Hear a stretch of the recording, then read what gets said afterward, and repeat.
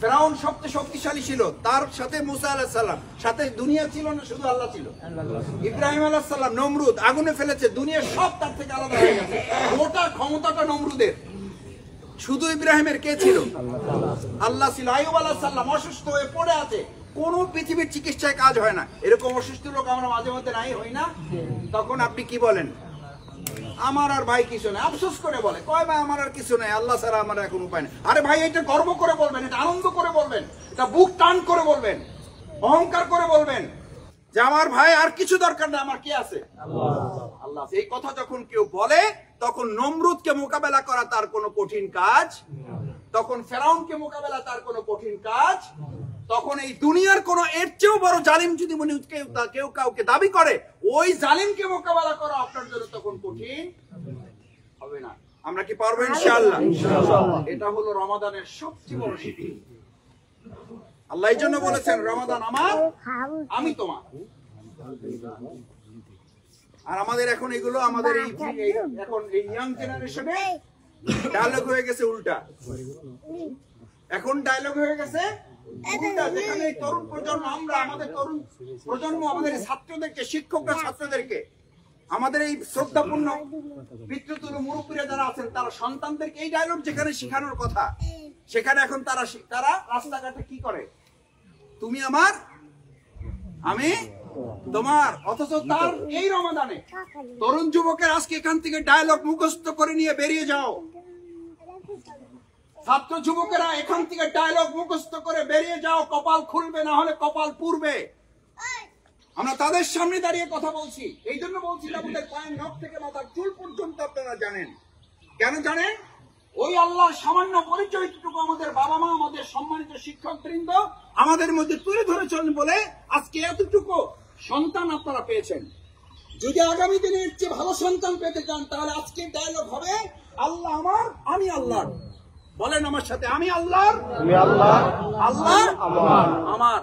এর বাইরের স্লোগান আর বাইরের যা যা বলবেন, এই সব কিছু জাহিলি, এগুলো কুফরি, এগুলো আপনাকে শেষ করে দেবে। ইবলিসের স্লোগান, এই ইবলিসের স্লোগান বেশি চলে না আল্লাহর স্লোগান বেশি চলে? ইবলিসের স্লোগান বেশি চললে সেই সমাজে আল্লাহর গজব আসবে না, আল্লাহর বরকত আসবে? এখন আমরা আছি কিসের মধ্যে, বরকত না গজব? কেন? এখান থেকে মুক্তির উপায় কি? মুক্তির উপায় আমাদের হয় এই মসজিদ থেকে সম্মানিত খতিবগণ, ইমামগণ আমাদেরকে এগুলো শিখিয়ে দেবেন, জানিয়ে দেবেন। আলহামদুলিল্লাহ, কিছু মসজিদ থেকে, কিছু ইমামগণ, কিছু খতিবগণ এটা করেন। অধিকাংশ মসজিদগুলো থেকে আমরা এটা আবার অনেক সময় দুর্ভাগ্যজনক পাই না। আর সবচেয়ে বড় দুর্ভাগ্য হচ্ছে যে স্কুল কলেজে আমাদের ছেলে মেয়েরা, আমাদের কলিজার টুকরা সন্তানেরা 6 ঘন্টা 7 ঘন্টা থাকে, সেখান থেকে 1-2 বার আল্লাহ আল্লাহ রসুলের নাম উচ্চারিত হয় কিনা সন্দেহ আছে। পরিকল্পিতভাবে স্কুলগুলো থেকে, মাদ্রাসাগুলো থেকে পর্যন্ত আল্লাহ আল্লাহ রসুলের বিধানগুলো এখন পর্যায়ক্রমে তুলে দিয়ে কি পাবেন? কি পাচ্ছি আমরা? রমাদান কি জন্য এসেছিল? রমাদানের দুটো টার্গেট মানুষের মধ্যে আল্লাহ, দুটো সত্তা দিয়েছেন। কয়টা? একটাকে বলা হয় নৈতিকতা, আর একটাকে বলা হয় পাশবিকতা। কয়টা শক্তি? মানুষের মধ্যে দুটো শক্তি আছে। এটাকে ইংরেজিতে আপনারা অনেকে ভালো জানেন, বাংলাতে ইংরেজি ভালো জানেন। একটা হলো এনিমলিটি, পাশবিকতা, পশুত্ববোধ, মানে পশুর যা যা চাহিদা আছে আপনারও ওরকম অনেক চাহিদা আপনার আছে। আর একটা হলো নৈতিকতা বোধ, মোরালিটি। কয়টা বললাম তাহলে? একটা হলো মোরালিটি, একটা হলো এনিমলিটি। 11 মাস খেয়ে খেয়ে খেয়ে খেয়ে আপনার এই পাশবিকতা বোধটা, পশুত্ব বোধটা, নৈতিকতা বোধের চেয়ে কি হয়ে যায়? কি হয়ে যায়? শক্তিশালী হয়ে যায়। ও আপনার নৈতিক কথা আর শুনতে চায় না, ওইটা ভালো লাগে না তার কাছে, আরো খাইতে চায়। নিজেরটা খাওয়া শেষ করে পরের জমিটা দখল করতে চায়। নিজের পকেটের টাকা শেষ করে আরেকজনের পকেটের টাকা নিতে চায়। নিজের বউয়ের পবিত্রতা অর্জন করে ওটা ভোগ করার পর আরেকটা স্ত্রীর সতীত্ব সে ভোগ করে লঙ্ঘন করতে চায়। এটা হচ্ছে পাশবিকতা বোধ। এই চাহিদাটা এই 11 মাস খেতে খেতে তার মধ্যে তৈরি হয়। আল্লাহ তাআলা নিয়ম করে দিলেন। আমাদের জন্য তো কম নিয়ম। সবচেয়ে সুন্দর সওমের নিয়ম হচ্ছে হযরত দাউদের সওমে দাউদ। বলেন শব্দটা, সওমে দাউদ। তিনি একদিন খেতেন, একদিন রোজা রাখতেন, শুধু এই পাশবিকতাবোধটাকে কন্ট্রোল করার জন্য। আর 11 মাস খেয়ে পরে আপনি 1 মাস রোজা রাখবেন, তাতেই সকালবেলায় সন্ধ্যাবেলার ইফতারের ঢেউ দেখলে ডাক্তার বলে দেয় এর বেশি খাইলে কিন্তু আপনি বাঁচবেন না, মানে ওটা হলো লাস্ট। বাজারের দাম বেড়ে যায়, সিন্ডিকেট করে কেউ কেউ বাড়ান।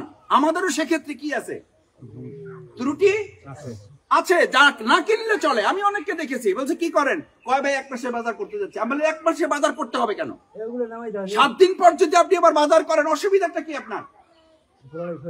বাচ্চাদের কথা বলতে দেন, অসুবিধা নেই, ওরা ওদের মতো।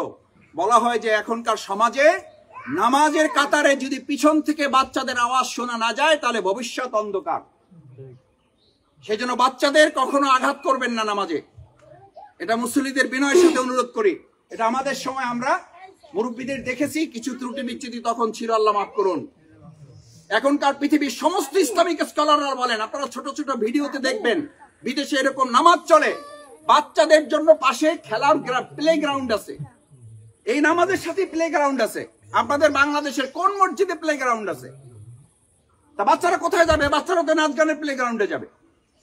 এখানে ওরা আসবে, এই সামনে দিয়ে দৌড়াবে, ওরা খেলবে। দেখবেন বিভিন্ন ছোট ছোট ভিডিও পাওয়া যায় মিশরে, ইন্দোনেশিয়ায়, তিউনিসিয়ায়, সমানে নামাজ পড়তেছে, ওদের নামাজে ডান বাম করে না ওরা, তো ওদের সামনে দিয়ে বাচ্চারা এরকম দৌড়দৌড়ি করতেছে, এইরকম দৌড়দৌড়ি করতেছে।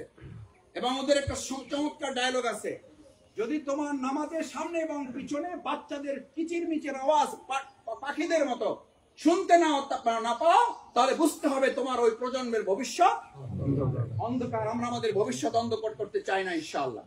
বাচ্চাদের সাথে নিয়ে আসবেন, আদর করবেন, শৃঙ্খলা রক্ষা করার চেষ্টা করবেন। এর মধ্যে ওরা তো বাচ্চাই, ওরা একটু কথা বলবে, ওদেরকে শাসন করবেন না, তাহলে ওরা কি বুঝবে মসজিদ হলো কিসের জায়গা? শাসনের জায়গা।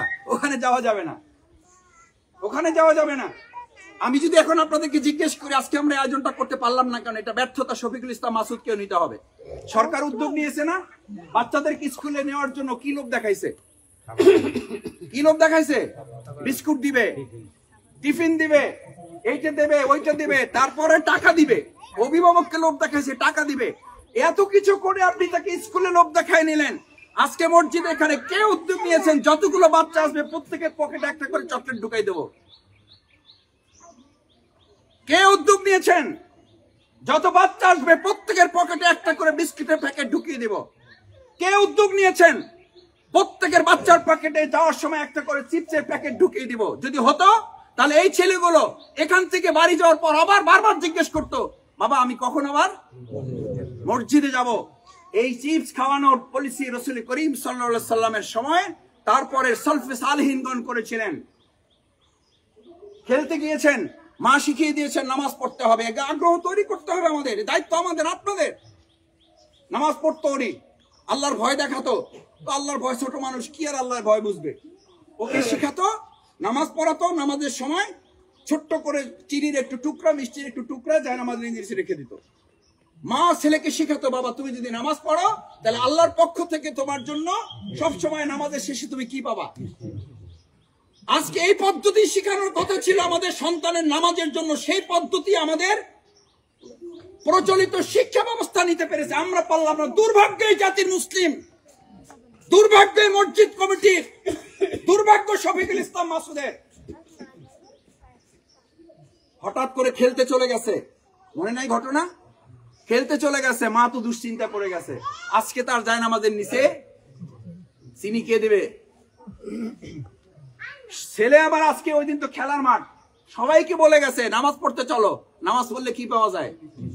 মিষ্টি পাওয়া যায়। মা বাবার আন্তরিকতা, অনেকে বলেন ছেলেটা ভালো হচ্ছে না, মাসুদ একটু দোয়া করো, মাসুদ আমার ছেলেটার দিকে একটু খেয়াল রাখো, আজাদ একটু আমার ছেলেটাকে একটু কথা বলো ডাইকা। মাসুদ আজাদ আপনার ছেলের জন্য সবচেয়ে বড় অভিভাবক নন, সবচেয়ে বড় অভিভাবক আল্লাহ তাআলা, আর দুনিয়াতে করেছেন আপনাকে অভিভাবক। আমি অনেক সময় বলি আমরা নিজেরা ইব্রাহিম আলাইহিস সালাম হতে পারি না, কিন্তু ঘরে আমরা ইসমাইল চাই। কি চাই? অথচ ইসমাইল পেতে হলে আগে আপনাকে কি হতে হবে? ঘরে হাজেরার খবর নাই, আমরা ইসমাইল চেয়ে বসে আছি। ঘরে ইব্রাহিম হাজেরা নাই, আপনি ইসমাইল কোত্থেকে পাবেন? সেই মা তখন ভাবলেন আজকে তো আমার ছেলে শুধু না, তার সাথে খেলার মাঠের যত সঙ্গী আছে সব সঙ্গীগুলোই তো ওখানে চলে যাবে। যদি কোনো কারণে আজকে চিনি না পায় তাহলে প্রতারিত হবে এবং আর কোনোদিনই সে নামাজ পড়বেন। আপনি হলে কি করতেন? আল্লাহ বর্ষা না পাইলে কি আর করা, পাবে না, আবার আসলে একদিন বুঝাই টুঝাই বলে দেবো। সিজদায় পড়ে গেছে নামাজ পড়ে মা, নামাজের আগে টাইম হয়ে গেছে, সিজদায় পড়ে গেছে। আল্লাহ আজকে আমার সন্তান শুধু না, আমার সন্তানের সাথে আরো কিছু তরুণ টকবগে যুবকেরা তোমার ভালোবাসা তোমার সন্তুষ্টির জন্য নামাজ পড়তে যাবে। আমি মা হিসেবে আজকে ব্যর্থ, তার জায়নামাজের নিচে আমি মিষ্টি রাখতে পারলাম না। যদি ওখান থেকে ও ব্যর্থ হয়, আমার সন্তান শুধু ব্যর্থ হবে না, ওর খেলার সাথীরা, এই প্রজন্ম ব্যর্থ হবে, এই তরুণেরা ব্যর্থ হবে, এই যুবকেরা ব্যর্থ হবে, এই ছাত্র সমাজ ব্যর্থ হবে, এই জাতি, এই দেশ, এই সমাজ ব্যর্থ হবে। তাহলে আল্লাহ তাআলা মায়ের চোখের পানি কখনো ফিরাই দেন না। আল্লাহর মনের মধ্যে প্রশান্তি নাজিল করে দিলেন, তোর চিন্তা করার দরকার নেই, তোর সন্তান, তুই এতদিন দুনিয়ার যা মিষ্টি খাওয়াইছো তার চেয়ে সুস্বাদু মিষ্টির ব্যবস্থা আমি আল্লাহ করে দেব। খেলা শেষ, নামাজ শেষ করে চলে আসছে বাড়িতে। মা তো টেনশন, ভাবছে হয়তো আমার ছেলে নামাজই পড়ে নেই, অথবা নামাজ পড়ে আইসা অভিযোগ করবে, মা কোথায় সেই চিনি, কোথায় মিষ্টি, পাইলাম না তো। দৌড়তে দৌড়তে এসেছে, বলেছে মা এতদিন কি চিনি খাওয়াইছো তুমি? আজকে এমন চিনি খেয়েছি আমরা, এই চিনি পৃথিবীতে আর কোনোদিন আমরা খাই নাই। মা ছেলেটাকে বুকে জড়িয়ে ধরে বলল, বাবা এতদিন আমি তোমার সাথে শুধুমাত্র আল্লাহর জন্য তোমাকে আমি এটা করেছি, আজ আল্লাহ সরাসরি তোমাকে ব্যবস্থা করেছেন, ফেরেশতা দিয়ে তোমাকে এটা করেছেন। সে আল্লাহকে তুমি ভালোবাসবা না ভালোবাসবা? বলে যে মা প্রশ্নই ওঠে না, আমি আমার ওই আল্লাহকে আর কোনোদিন বলবো না। This is Islam, this is Islam, this is Siam, this is সালাত, দিস ইজ যাকাত। প্রশান্তি পাবেন, সন্তানগুলো জান্নাতের টুকরা হবে, পরিবারটা হবে একটা জান্নাত। আজকে গাড়ি আছে, বাড়ি আছে, সম্মান আছে, মর্যাদা আছে, টাকা আছে, জমি আছে, প্লট আছে, ফ্ল্যাট আছে, শুধু কি একটা জিনিসই নাই? কি নাই? শান্তিটাই নাই। আসুন, আমি আপনাদের লম্বা করতে চাই না, অনেকদিন আপনাদের সাথে দেখা হয় না, আমি সেজন্য নিজে ক্ষমা প্রার্থী। আমার জন্য দোয়া করবেন, আপনাদের প্রতি কৃতজ্ঞতা জানাই। আপনারা শুনেছিলেন যে মাঝখানে আমি কিছু অসুবিধায় ছিলাম, অসুস্থ ছিলাম, আইনগত কিছু জটিলতা ছিল, এই আইনগত জটিলতা এখনো আছে। ওই যে বললাম, আল্লাহ যদি সাথে থাকে দুনিয়ার আর কিছু না থাকলেও পরোয়া করার প্রয়োজন হয় না। তারপরও আপনাদের কাছে আজকে শুধু আমার মরহুম আব্বার জন্য, আমাদের এখানে যারা মুসলিয়ান কেরাম, এই কাতারে আমি বহু জায়গায়, ঢাকায়, ঢাকার বাইরে, বাংলাদেশে বিভিন্ন জায়গায় এই চাচাদের নাম ধরে বলি, এই আপনাদের কাছ থেকে, আপনাদের পাশে দাঁড়িয়ে দাঁড়িয়ে আমরা নামাজ শিখেছি। শানু চাচার আব্বা যান, আমার দাদা যান, ওনারা নামাজ পড়তেন, ওনাদের দিকে আমরা তাকিয়ে থাকতাম। এই যে বাচ্চাদেরকে আপনারা নিয়ে আসেন, আলহামদুলিল্লাহ, আমরা এখানে পাশে দাঁড়িয়ে দেখতাম, বেতের পড়ার সময় হাত তুলতো না, তা আমরা কিছুই বুঝতাম না যে বেতে কি হাত তোলে, কি পড়ে, কিছুই জানতাম না। এটা জানছি অন্তত 5 বছর পর। কিন্তু হাত তুলতো, ওইটা আমরা তুলতাম, তুলছে, আমরাও তুলতেছি। কি জন্য তুলেছি এটা জানছি 5 বছর পর। This is practice. আমি আজকে মুসল্লিয়ান ইকরামদের আর দুটো কথা বলে শেষ করতে চাই। নাম্বার 1, সিয়ামের পরবর্তী, সিয়াম যদি আপনি ভালোবাসেন, কোন যদি আপনি ভালোবাসেন, তাহলে বারবার ওই জায়গায় যাইতে ইচ্ছা করে না, করে না। সিয়ামকে যদি আপনি প্রকৃতি অর্থে ভালোবাসেন, রোজাকে যদি আপনি আসলেই ভালোবাসেন, তাহলে এই রমজানের একটা কাফফারা আছে। কিছু ভুল ত্রুটি আমাদের হয়েছে, তাতে কোনো সন্দেহ আছে? অবশ্যই আমাদের কিছু ভুল ত্রুটি হয়ে গেছে। ভুলের কাফফারা হচ্ছে 6 রোজা, শাওয়াল আজকে থেকে শুরু হয়ে গেল। আজকে আমি আপনাদের কাছে জানতে চাই, শাওয়ালের রোজা রাখা মানে এই রমজানে 30 রোজায় কোনো ভুল ত্রুটি হয়ে গেলে আল্লাহ তাআলা মাফ করে ত্রুটি মুক্ত ভাবে এগুলো কবুল করবেন। সুবহানাল্লাহ। এই শাওয়ালের 6টি রোজা যদি আপনি রাখেন, সারা বছর রোজা রাখার সওয়াব আপনার আমলনামায় লেখা হবে। দেখি একটু যুবকের আগে হাত তুলবা, আগে যুবকরা হাত তুলবা। মনে করো না 100 বছর বাঁচবা, তারপরে রাখা শুরু করবা। আল্লাহ হাতগুলো কবুল করেন। আমরা যেন 6 রোজার মাধ্যমে আমাদের 30 রোজাকে ত্রুটি মুক্ত করতে পারি, সারা বছর রোজা রাখার সওয়াব যেন আমরা অর্জন করতে পারি।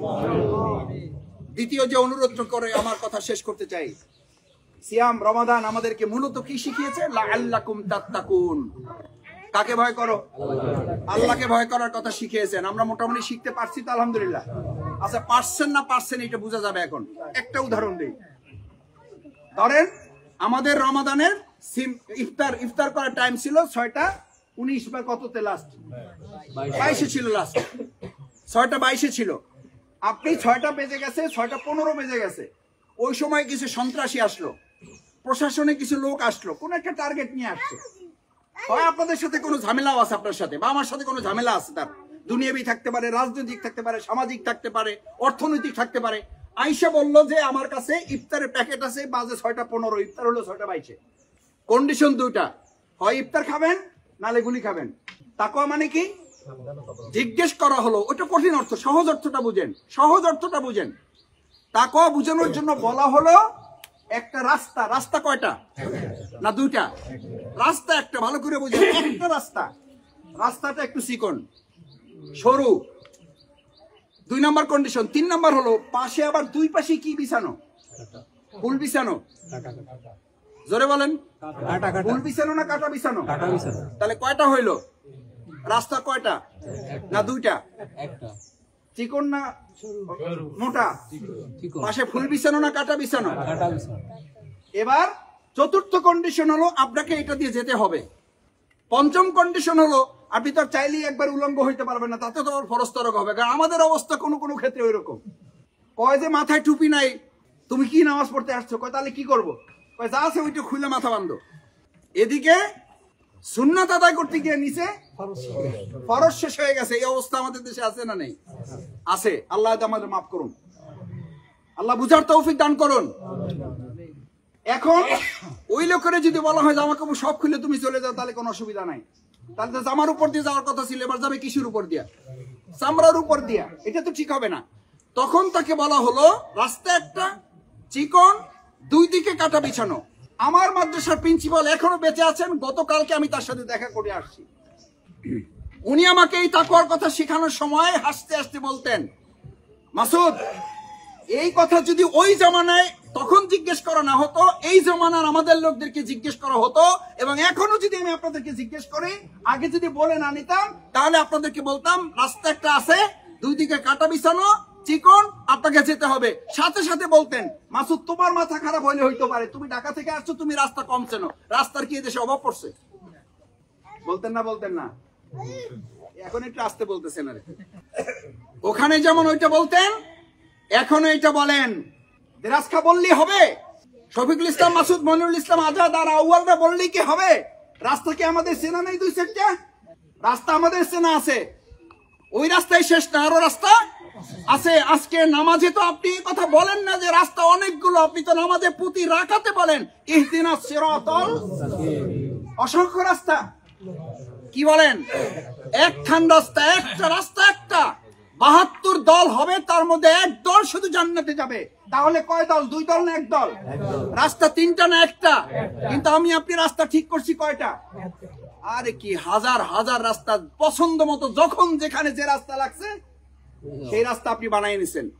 কারণ আপনি বলছেন যে বুদ্ধি শুদ্ধি কি আল্লাহ একবারে কম দিয়েছে, চিকন রাস্তায় যাবো কেন? আর কাটা রাস্তাতে যাওয়ার প্রশ্নই ওঠে না। অথচ বলা হয়েছে দিস ইজ তাকওয়া। আপনি কি বলেন যে ভাই এরপরে যখন যাওয়া শুরু করছেন রাস্তা দিয়ে, আপনার জামা একটু কাটা বাজছে, একটু আঘাত লাগছে। আঘাত লাগলে আপনি ফিরে আসছেন। ফিরে আসার পর জিজ্ঞেস করা হলো, ভাই ফিরে আসছেন কেন? পরিস্থিতির শিকার। কিসের শিকার? পরিস্থিতির শিকার। বোঝেন না? কাটা কোটার মধ্যে এখন বয়সও হয়েছে, আর এইসব জয়জমালের মধ্যে যাইতেও চাই না। আপনি বেঁচে গেছেন, আপনি বেঁচে যান নাই, আপনার রাস্তা হারিয়ে ফেলেছেন।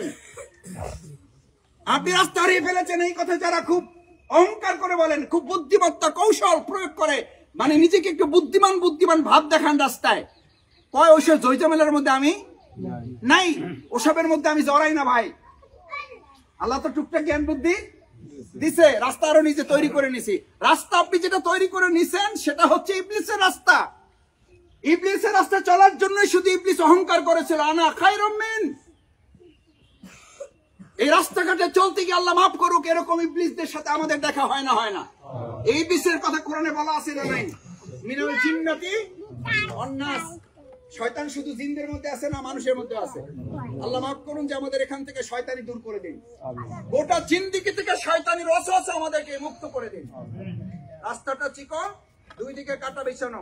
আপনি যাবেন এমন ভাবে যেন জামা যেতে যেতে যদি জামা ছিঁড়েও যায়, তারপর আপনি রাস্তা পরিহার জামা ছিঁড়ে যায় মানে কি আপনার জীবন ছিঁড়ে যায়। অনেক সময় বলেন না ভাই ইসলামের পথে চলতে গিয়ে কি হয়, অনেক বাধা আসে, অনেক কষ্ট আছে, নির্যাতন আছে, তার মানে বুঝাই যায় যে রাস্তায় চলছেন যদি কাটার আঘাত না আসে তাহলে বুঝতে হবে। পরিষ্কার বলি, যদি ইসলামের এক রাস্তায় চলতে গিয়ে আপনি কাটার আঘাতের মুখোমুখি না হন, আমার মুসলিম কেরাম এই কথা যদি রাজনৈতিক হয় তাহলে এই রাজনীতির কথা বলতে হবে। এই রাজনীতির কথা না বললে আল্লাহর কাছে ধরা খেতে হবে, আল্লাহর কাছে আসামি হতে হবে। আমাকে আপনি ইমামতি করতে দেন না দেন কিচ্ছু যায় আসে না, আপনি আমাকে বক্তৃতা করতে দেন না দেন কিচ্ছু যায় আসে না।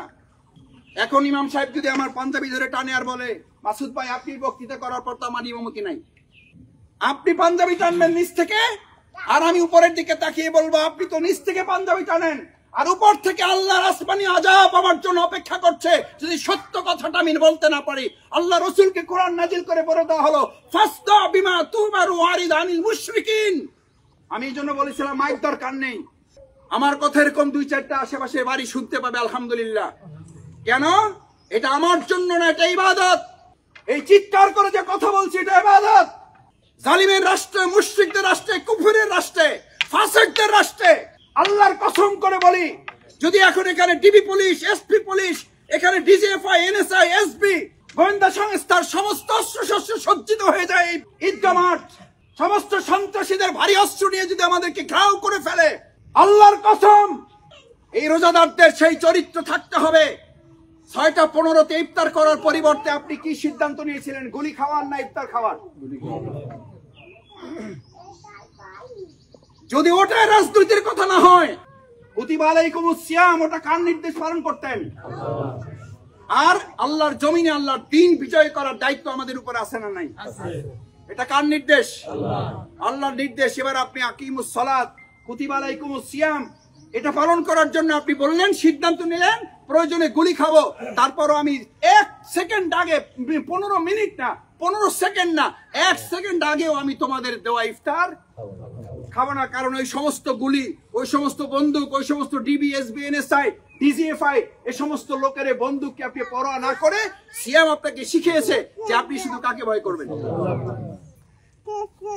আমি আজকে আপনাদের কাছে জানতে চাই, এই সিয়াম, এই সালাত, এই জিকির, এই সমস্ত কিছু ইবাদত করার জন্য ফেরেশতা নিয়োজিত ছিল না? ছিল না।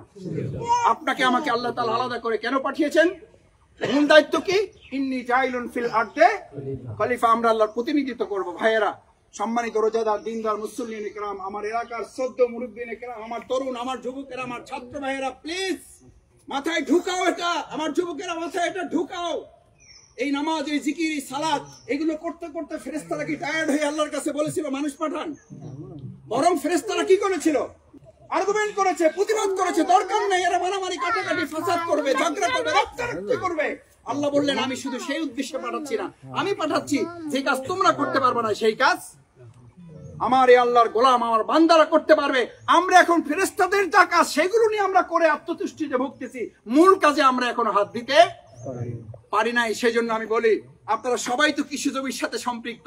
কৃষিকাজে একজন লোক রাখছেন, সে জমিতে ফসল ফলাবে আর বাড়িতেও সে থাকবে। এখন কৃষি ক্ষেত্রে গিয়ে দেখছে যে জোকে কামড়ায়, পোকে কামড়ায়, রোদ পড়ে, ঝড় আসে, তারপরে বিরাট কষ্টের কাজ। সে আইসা বাসাতে পুকুরে টুকটাক মাছ ধরে, গাছ থেকে ফল টাল পারে, আর বাড়ির মালিককে খালি সকাল বিকাল 3 বার 5 বার 10 বার যখনই পায় আসসালামু আলাইকুম হুজুর, আসসালামু আলাইকুম হুজুর, মালিক ভালো আছেন? আপনি ভালো থাকলে আমি ভালো থাকি। এই যে আজকে মাছ ধরছি, এই যে আজকে ফসল নিয়ে আসছি, এই যে আজকে দেখেন আপনার জন্য ইয়া নিয়ে আসছি, ফলমূল নিয়ে আসছি, এই যে দেখেন আপনার জন্য আজকে কত কিছু নিয়ে আসছি। 3 মাস যাওয়ার পরে, 6 মাস এ তো ব্যস্ত ছিল সালামে আর কিসে? ফল আর মাছে। সালাম আর ফল আর মাছে কি ছিল? ব্যস্ত ছিল। তার চাকরি কিসের জন্য? কৃষিকাজের জন্য। আল্লাহ রাসূল সাল্লাল্লাহু আলাইহি ওয়াসাল্লাম আপনাকে পরিচয় দিয়েছেন আদ দুনিয়া মাজরাআতুল আখিরাহ, দুনিয়াটা হচ্ছে মুমিনদের জন্য শস্য ক্ষেত্র। তো আমরা তো সবাই কৃষক, কার দৃষ্টিতেও? আরে মিয়া আয়েশা কয় যে আমি অমুকের পোলা। আরে তুমুকের পোলা তুমি? আমার বাপ এখান থেকে 3 কিলোমিটার দূরে গিয়ে শামুক করে নিয়ে আসে না, নিয়ে আসে নাই। এখান থেকে 2 কিলোমিটার দূর থেকে গরুর ঘাস কেটে নিয়ে আসছে। আমরা তো সবাই কৃষি ফ্যামিলির মানুষ। আল্লাহ তাআলা মুমিনদেরকে আল্লাহ রাসূলের মাধ্যমে পরিচয় করে দিলেন, we all are farmer, not only farmer, we all are ideal farmer, আদর্শ কৃষক। আদর্শ কৃষক হলে চোখের কামড় খাইতে হবে না? হবে না? কৃষি জমির কাজ করছেন, জোকে ধরে না একজন হাত জাগান। কৃষি কাজ করছেন, হাত কাটে না একজন হাত জাগান। কৃষি কাজ করছেন, রোদ ঝড়ে বৃষ্টিতে ভেজেন না একজন হাত জাগান। তো জমিতে যদি এখানে ফসল ফলায়া এটা শস্য ক্ষেত্র হয়, আর শস্য যদি পরকালে পাবেন টার্গেট হয়, এটা যদি আল্লাহর নির্দেশ হয়, রাসূল সাল্লাল্লাহু আলাইহি ওয়াসাল্লাম যদি আপনাকে পরিচয় করিয়ে দেয় তুমি হলো দুনিয়ার কৃষক পরকালে ফসলের জন্য। এখানে মালিকও রাখছে আপনাকে এই দুনিয়ার কৃষকের জন্য। আপনি মাছ ধরেন, ফসল তোলেন, এই ফল তোলেন, আর তার এই সকাল বিকাল সালাম দেন। আমরাও টার্গেট নিয়েছি, যেহেতু জমি চাষ কষ্টের কাজ, নামাজ পড়বো, রোজা রাখবো, হজ করবো, আর সমানে টুকটাক যতক্ষণ পারি এক হাতে তসবি আর এক হাতে করে গুনতেছে। আমি একজন দেখি তসবিতে পড়তেছে আর এক হাতে করে গুনতেছে। আমি বললাম কোনটা পড়েন? যখন যেটা সুযোগ পাই। এর মধ্যে কিন্তু আবার কথাও বলতেছে, তিনটাই একসাথে চলতেছে। এদিকে তসবি চলে, এদিকে কর চলে, এদিকে মুখও চলতেছে। এই জিকিরের জন্য আল্লাহ আপনার কাছে দায়বদ্ধ নন। এবার আপনাকে একটা কথা বলে আলোচনা শেষ করে দেই। কৃষক 3 মাস পরে জিজ্ঞেস করলো, চলো তোমাকে যেই কাজের জন্য দায়িত্ব দিয়েছি, যেটার জন্য মূলত তুমি বেতন পাও, আমার ক্ষেতটা দেখতে চাই যে জমির অবস্থা কি, ফসলের অবস্থা কি। 3 মাস গেছে, এখন তো ফসল দাঁড়ানোর কথা। এই তো এখন ভয়ে থরথর করে বুকটা যাইতে আসে না। মালিক আইজ না কাইল, আচ্ছা ঠিক আছে কাইল, কাইল কয় কাইল না পরশু, আজকে শরীরটা ম্যাজম্যাজ করতেছে। আচ্ছা তাহলে কয়দিন পরে? 3 দিন পরে। আচ্ছা ঠিক আছে যাবো। পরের দিন কয় আমার মেয়ের শরীরটা খারাপ। মানে এরকম করে 5 দিন পার করছে, কিন্তু শেষ পর্যন্ত পার পাওয়ার তো এই আপনারা আমরা এরকম পার পাওয়ার চান্স খুঁজতেছি। পার পাইতে পাইতে মনে করেন আসলে পার পাবেন। আসলে কি পার পাবেন? ওই লোক কি পার পাবে মালিকের কাছ থেকে? যাইতে বাধ্য হবে না? হবে না। আপনারা আমরা যারা আছি মালিকের কাছে যাইতে বাধ্য হবে না তো? এই কবরে যারা শুয়ে আছে শুধু ওনারাই শুয়ে থাকবে, আমরা যাব না। সুতায় টান পড়বে, মালিকের কাছে যেতে হবে, জমির হিসাব দিতে হবে। ওই মালিক যেমন জমির খেতে গিয়ে যদি দেখে আগাছায় ভরে আছে জমি, সেখানে সে হাতই দেয় নাই, তখন সে বলবে মালিক আমি ফসল তোলার কাজে, ফলমূল করার কাজে, মাছ ধরার কাজে এত ব্যস্ত ছিলাম যে আমি আসলে জমিতে হাত দেওয়ার। আপনাদের দৃষ্টিতে বলেন, এটার জন্য ফাজিল পাস, কামিল পাস, ডিগ্রি, মাস্টার্স কিচ্ছু লাগে না। আপনার দৃষ্টিতে বলেন এই লোকের চাকরি আছে না নাই? যেভাবে আসতে বলছে তাতে মনে হয় আছে। বেতন তো পুরোটাই পাবে, বোনাস তো পাবি। চাকরি বাতিল, কারণ ওর তো 1 বছরের ফসল, ওর তো না খাই মরতে হবে। মালিকের তো না খাই মরতে হবে। সাথে সাথে ওরে ঘাড়ের উপর 2টা চটকানা দিয়ে ওরে পাঠাই দেবে যে তোর মতো অথর্ব কৃষক আমার দরকার নাই। আপনাকে আল্লাহ তাআলা পৃথিবীতে পাঠিয়েছেন এই ফলমূলের জন্য না, এই ফসল মানে মালিকের খালি সালাম দেওয়ার জন্য না। ওটা বোনাস, ওটা উপকারী কাজ, ওটা গুরুত্বপূর্ণ, ওটা ইসলামের অনেক দামি জিনিস। কিন্তু এই সব দামি জিনিসের পিছনে শূন্য শূন্যর অনেক দাম থাকে। যদি তার পিছনে কি থাকে? 1 থাকে, মৌলিক সংখ্যা থাকে। আর যদি মৌলিক সংখ্যাটা সরাই দেন, তাহলে আল্লাহ আপনাকে পৃথিবীতে পাঠিয়েছেন, মূল টার্গেট হচ্ছে আল্লাহর জমিনে আল্লাহর দ্বীনকে কি করা?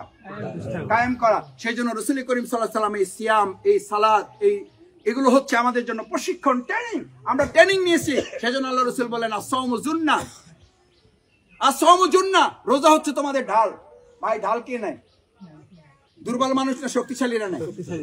এখন তো আপনি ঢাল পাইছেন, ঢাল নিয়ে মাথার নিচে ঘুমাবেন। ঢাল নিয়ে মানুষ কি করে? যুদ্ধ করে। আজকে এই কথাটুকু বলে শেষ করি। যুদ্ধ করার জন্য প্রস্তুত আছেন ইনশাআল্লাহ? এখন যুদ্ধের কথা বললে মনে করে রাস্তায় নামতে হবে। যুদ্ধটা শুরু করতে হবে আগে কার সাথে?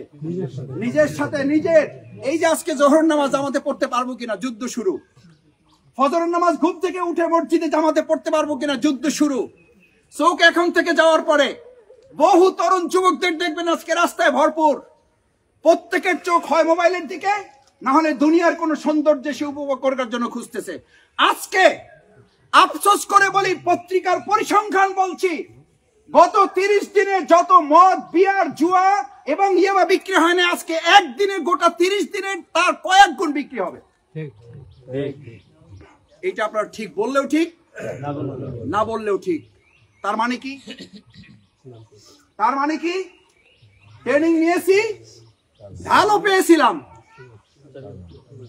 কিন্তু ঢাল নিয়ে মাথার নিচে ঘুমাইয়া যেটা রমজান মাসে হারাম মনে করেছি, সেটা রমজানের পরে এখন কি হয়ে গেছে আমার জন্য? হালাল হয়ে গেছে। কি রোজা রেখেছেন আপনি? আল্লাহ রসুলের পরিষ্কার বক্তৃতা শুনে দিয়ে আমাদের বক্তৃতা শুনে কেউ কেউ বলেন আমরা মানুষকে হতাশ করি।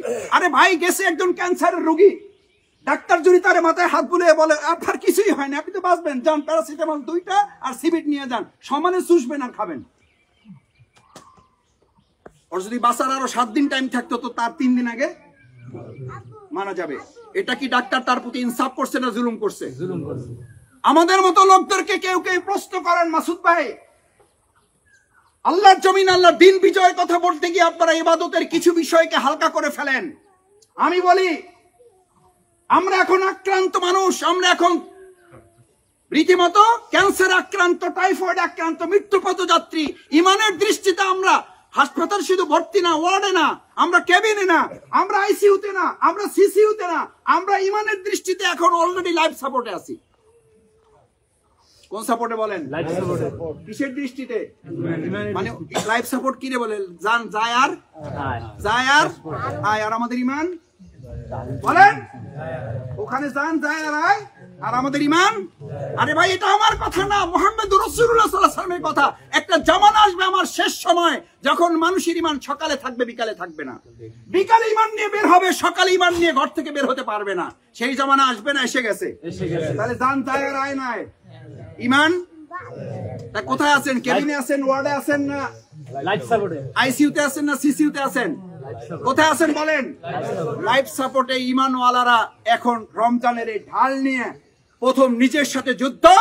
এই যুদ্ধ করে টিকতে পারবেন তখন যখন গোটা সমাজটাকে আপনি সুন্দর করে তৈরি করতে পারবেন। কারণ সমাজ আপনাকে ভালো হতে সহযোগিতা না করলে আপনারা আমার শুনে বলেন ভালো তো হতে চাই, সমাজ ভালো হতে দেয় না। আমরা আমাদের এই সমাজটাকে কি ভালো করতে পারবো ইনশাআল্লাহ? দেখি একটু সবাই আমরা নিজেরা ভালো হব, বলেন একটু আমরা নিজেরা ভালো হব, আমাদের সমাজটাকে আমরা ভালো করব ইনশাআল্লাহ। আল্লাহ আজকে এই রমজান পরবর্তী ঈদুল ফিতরে আমাদের হাতগুলো দুনিয়ার ক্যামেরায় নয়, আর সে আজিমের ক্যামেরায় আপনি বন্দী করে কাল কিয়ামতে হাতগুলো দেখে দেখে আমাদেরকে জান্নাতের জন্য আপনি কবুল করেন। কষ্ট পেলে মাফ করবেন। আসসালামু আলাইকুম ওয়া রাহমাতুল্লাহি ওয়া বারাকাতুহু। আল্লাহু আকবার, আল্লাহু আকবার, লা ইলাহা ইল্লাল্লাহ, আল্লাহু আকবার, আল্লাহু আকবার ওয়া লিল্লাহিল হামদ। আল্লাহু আকবার, আল্লাহু আকবার, লা ইলাহা ইল্লাল্লাহ, আল্লাহু আকবার, আল্লাহু আকবার ওয়া লিল্লাহিল হামদ। আল্লাহু আকবার, আল্লাহু আকবার, লা ইলাহা ইল্লাল্লাহ, আল্লাহু আকবার, আল্লাহু আকবার ওয়া লিল্লাহিল হামদ।